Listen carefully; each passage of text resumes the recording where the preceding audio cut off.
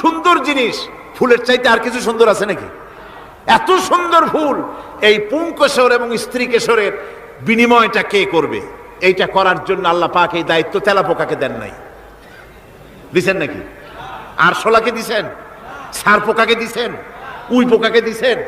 তাতে ফুলের ইজ্জত নষ্ট হবে। ফুল যেমন সুন্দর, আল্লাহ রুচি, আল্লাহ রাব্বুল আলামিনের সৌন্দর্য বোধ কত বিরাট, কত মহান আল্লাহ পাক। ফুল যেমন সুন্দর, ওই সুন্দর ফুলের উপরে তেলাপোকা পড়লে ফুলের সৌন্দর্য নষ্ট হবে। এই জন্য আল্লাহ পাক ফুল যেমন সুন্দর, ওই পুংকেশর আর স্ত্রী কেশরের মিলন ঘটাবার জন্য রব্বুল আলামিন সুন্দর প্রজাপতির ব্যবস্থা করেছেন। ফুল যেমন সুন্দর, প্রজাপতিও সুন্দর।